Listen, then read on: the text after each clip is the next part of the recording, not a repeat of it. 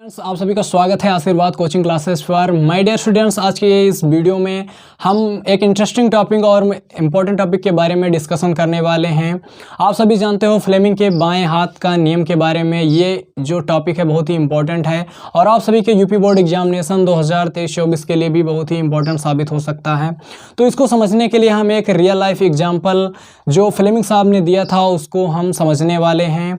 जैसे कि आप सभी जानते हो कि अगर हमें किसी चीज़ की डायरेक्शन को बताना होता है तो या तो हम अपने हाथ का प्रयोग करते हैं या फिर कुछ ऐसे सांकेतिक भाषा का प्रयोग करते हैं जिससे जो सामने वाला व्यक्ति होता है वो उस चीज़ को समझ पाता है। ठीक इसी प्रकार से हमें समझाने के लिए फ्लेमिंग साहब ने एक प्रयोग किया जहां पर उन्होंने अपने बाएं हाथ में 3 अंगुलियों को इस प्रकार रखने के लिए कहा जहां पर तीनों अंगुलियां एक दूसरे से परस्पर लंबवत हों, यानी कि समकोण हो, यानी कि 90 डिग्री पर होने चाहिए। इस तरीके से जैसा कि आप सभी इस चित्र में देख सकते हो, अगर आप अपने बाएं हाथ को कुछ इस प्रकार से 3 अंगुलियों को फैलाते हो जिसमें 3 अंगुली कौन कौन सी होंगी। एक होगा अपने ये जो अंगूठा होता है और उसके बाद ये तर्जनी उंगली, उसके बाद ये मध्यमा उंगली। ठीक है, ये तीनों इस प्रकार से होने चाहिए जहां पर ये तीनों 90 डिग्री के कोण पर हों। तो अंगूठा जो होगा चालक पर लगने वाले बल की दिशा यानी कि F को प्रदर्शित करेगा और ये जो तर्जनी उंगली होगी चुंबकीय क्षेत्र की दिशा यानी कि कैपिटल B को प्रदर्शित करेगा और यहाँ पर ये जो होगी मध्यमा उंगली ये विद्युत धारा I की दिशा को प्रदर्शित करेगा।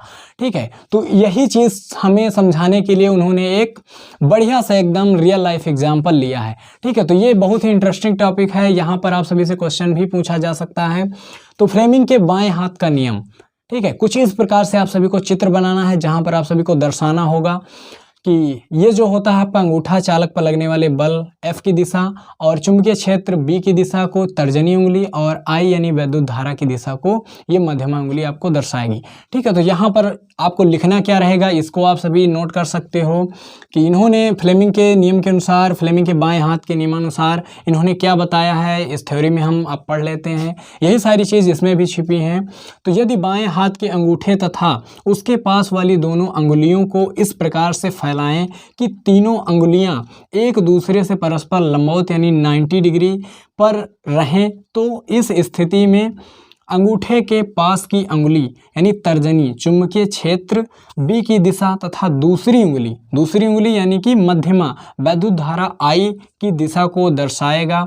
ठीक है, तो अगर ये दर्शाए तो अंगूठा चालक पर लगने वाले बल F की दिशा को प्रदर्शित करेगा यानी प्रकट करेगा। ठीक है, तो यही फ्लेमिंग के बाएं हाथ का नियम है। तो इस प्रकार से आप सभी को कुछ थ्योरी में लिखना है जैसा कि आप सभी के सामने है। ठीक है, तो आप सभी इसका स्क्रीनशॉट ले सकते हैं और आप सभी इसको अच्छे से तैयार कर सकते हैं अपने बोर्ड एग्जामिनेशन के लिए। तो चलिए मिलते हैं नेक्स्ट वीडियो में किसी नेक्स्ट टॉपिक के साथ में। तब तक के लिए take care, bye bye, have a nice day.